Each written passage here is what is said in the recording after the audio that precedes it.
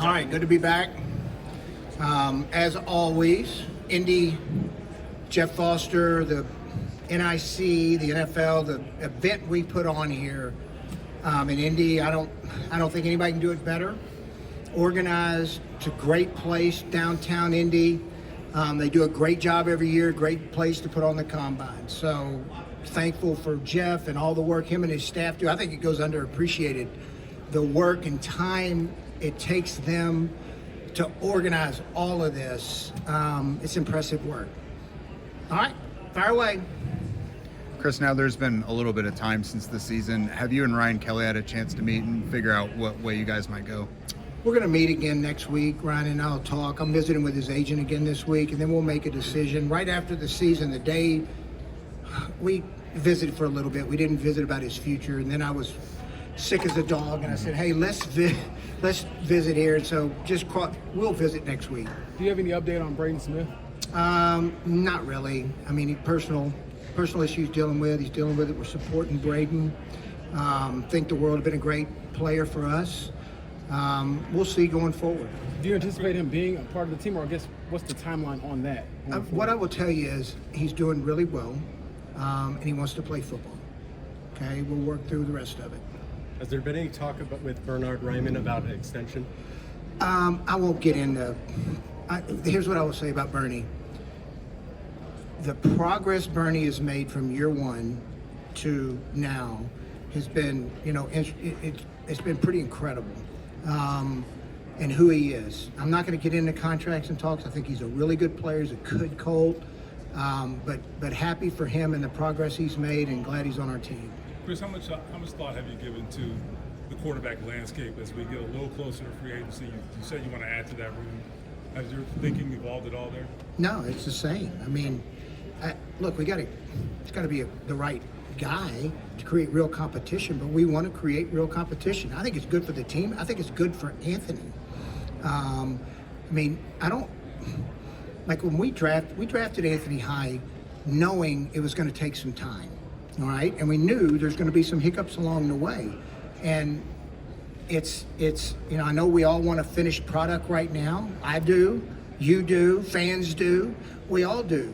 But I think as he continues to progress in his young career, us adding competition, I think will help up everybody's game. And then to continue that thought, in terms of acquiring that quarterback, is everything a potential avenue, whether it be draft, free agency? It's all yes, everything's on the table. Okay. Is it open competition? It'll be open. That's correct. And of course, it's got to be somebody that can really challenge from a production standpoint too. Because Anthony talked about the cornerstones of the roster, defensive line, offensive line. There are some questions on the offensive line. Will Fries, Yep. Where is his rehab, and how concerned are you that there's 3 spots that might be in flux? Well, I think you know me well enough to know that it's a position that we don't ever want to go light on. Let's get into Will. From a 7th round pick to everybody, kind of beating him up a little bit as he kind of grew to coming into a really good football player has been really cool and fun to watch. Just the work he put in. I'll never forget after his first year, I probably shouldn't say this, but I sent him to a friend of mine in Chicago, and him and Danny Pinner worked, and it was I think some confidence instilled in him, some strength, and then to watch him progress. And then unfortunate this year, with the injury, but the rehab has been, he's worked like anything you would expect from Will. Like never a missed day, doing everything in his power. He's progressing nicely. So I couldn't be more happy for him. Hopefully we can get something done. If not, we'll get into free agency and then we'll see what the market is. I'm visiting with his guys here later this week. We visited with Will a bunch. It's an area, look, we know that, I think you know my feelings. Like you have to be good up front. It's hard when you can't block people. And over the length of a season, it shows, like when you have weakness, it shows up. That's kind of why we drafted the 2 kids last year who we think have bright futures. We think Bortolini has a bright future, and he showed some flashes at guard.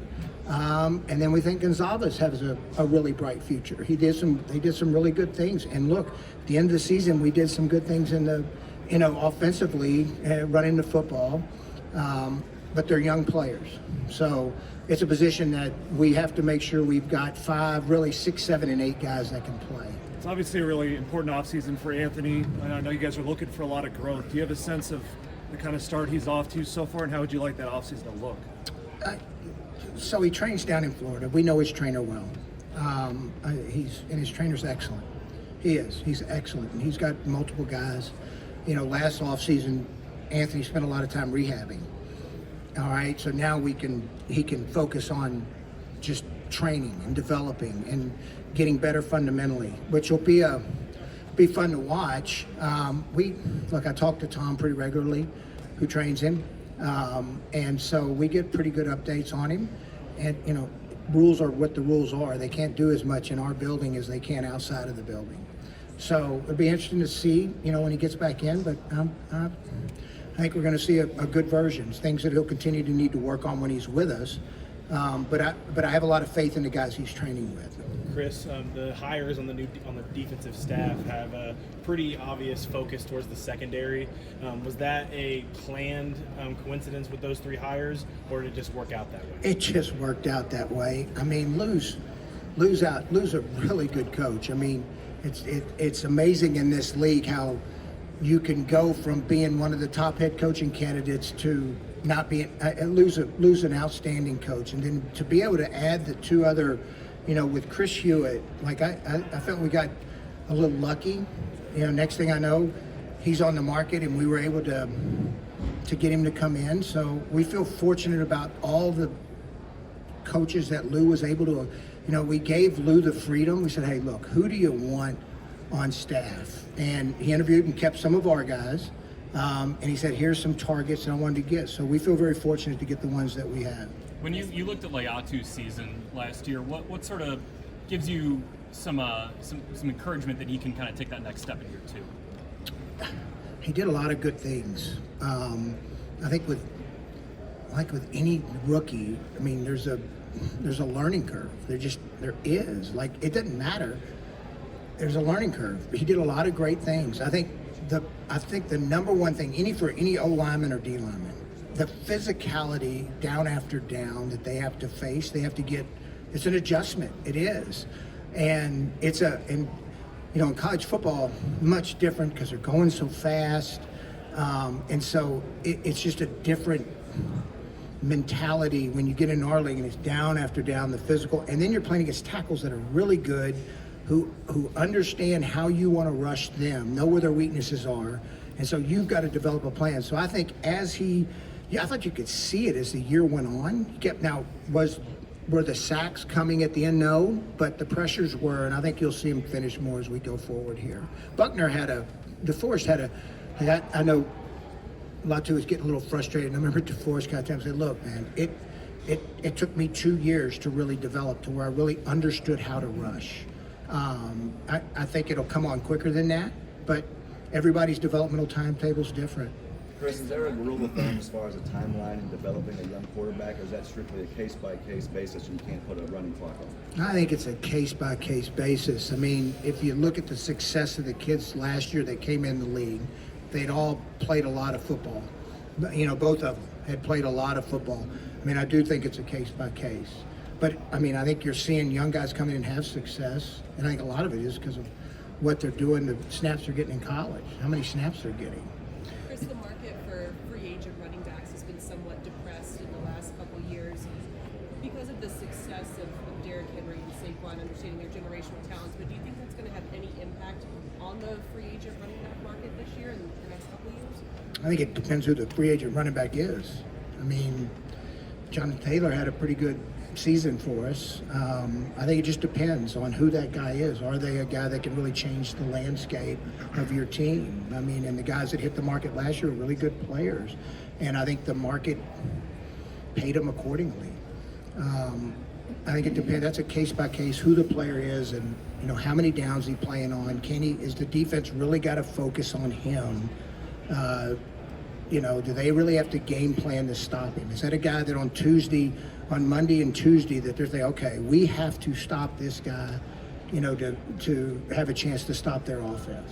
There's a difference. From what you've seen, does this class have anyone that rises to that level? I'm not going to say they don't, but those two guys are elite. They're elite players. What can you learn from a player at the combine which you couldn't at any other event? That's good. That's a good question.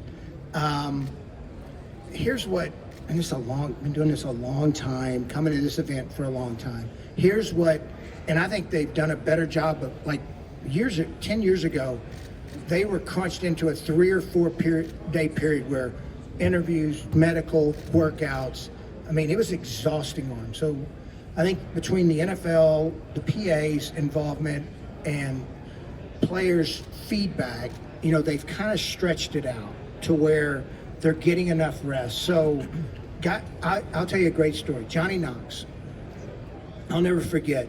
Here's this young kid from Abilene Christian he's a Division II player, and everything he did, interview, workout, he lit it up. It was not too big for him.